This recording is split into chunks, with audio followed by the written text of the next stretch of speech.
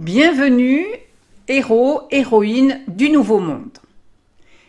10 raisons qui maintiennent dans la fatalité, qui génèrent la frustration, bien sûr, par la répétition de schémas dont tu crois être prisonnier ou prisonnière. Alors, c'est ce que je propose de voir dans 2 vidéos et tu pourras ainsi trouver des issues pour te délivrer et réenchanter ton quotidien. Cela demande bien sûr de l'attention. Alors ici, tu es dans la première vidéo avec les 5 premiers points et je t'indique la seconde vidéo avec les 5 points suivants. Tu verras à la fin de cette vidéo-ci.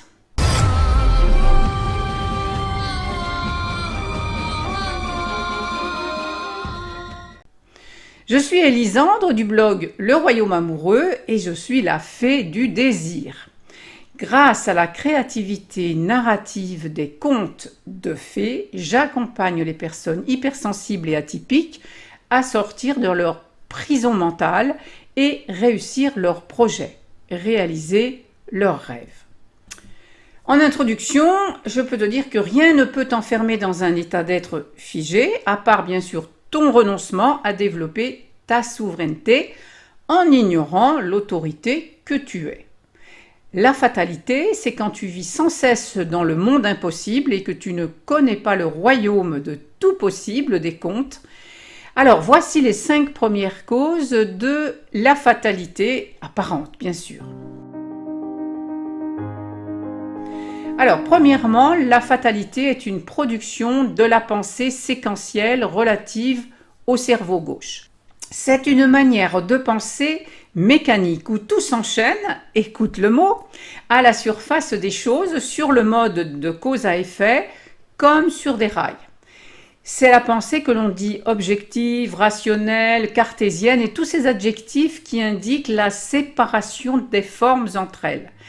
La pensée séquentielle ou logique, elle t'emmène d'un point A à un point B, mais elle doit être complétée par l'imagination et la pensée arborescente. L'observateur crée sa réalité, mais ne voit que l'endroit de la tapisserie du monde. Ce qui produit le dessin apparent se trouve pour l'essentiel de l'autre côté, dans l'invisible, et seule la pensée arborescente y a accès. Deuxièmement, la fatalité vient d'injonctions répétitives qui te mettent en état de sidération et de soumission dans une image fabriquée, restrictive et négative de toi-même. Donc, dans un état de ne plus connaître ta mission et de ne plus être connecté à ton identité profonde.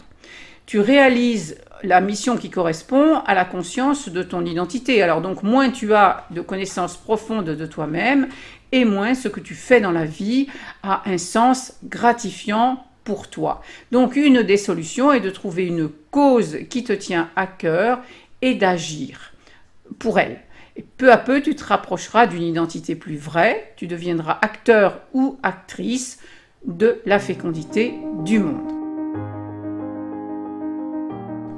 Troisièmement, la fatalité vient de la répression de l'expression, de la censure. Car c'est en expérimentant des émotions que tu peux connaître tes émotions réelles et trouver l'énergie de ta transformation. C'est en t'exprimant que tu apprends à connaître ta raison d'être au monde, tout simplement. Tu dois donc accepter le risque, l'échec et la désobéissance pour t'exprimer et ne pas attendre les autorisations extérieures. Ceci dans le cadre d'une éthique, bien sûr, et du respect de la vie, évidemment. Quatrièmement, la fatalité vient de théologies monstrueuses, comme l'a écrit le père Brune dans ses ouvrages, qui sont vraiment à lire. Notre subconscient est profondément marqué par une image de Dieu théologiquement monstrueuse et une morale étroite et répressive. L'idée d'un Dieu dominateur et culpabilisant, une sorte de juge suprême, un peu sadique, qui déciderait de notre sort en se délectant de nous voir expier nos fautes, nos offenses, et tenter d'apaiser sa colère par la souffrance, ou la répétition mécanique de certains rituels. Voilà, ça c'est ridicule et c'est infantilisant. Qui voudrait d'un tel Dieu? Dieu le Père n'a jamais exigé la mort atroce de son Fils pour pouvoir nous pardonner. C'est une invention des théologiens. Cinquièmement, la fatalité vient de la suppression des miracles par la religion ou de sa capacité usurpée de décider ce qui est miracle ou pas.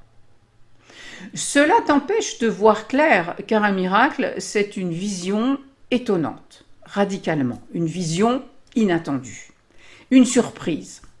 Alors il suffit d'être humble pourtant et ouvert devant la création pour que des situations miraculeuses soient fréquentes dans nos vies. Tous ceux qui sont sérieusement impliqués dans la science finiront par comprendre un jour qu'un esprit se manifeste dans les lois de l'univers. Un esprit immensément supérieur à celui de l'homme. Voilà.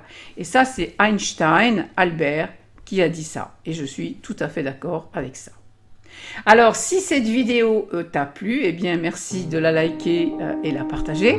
Et puis, pour connaître la suite des obstacles à l'expression de ta plénitude, eh bien, clique sur la vidéo suivante, voilà, pour les 5 points suivants.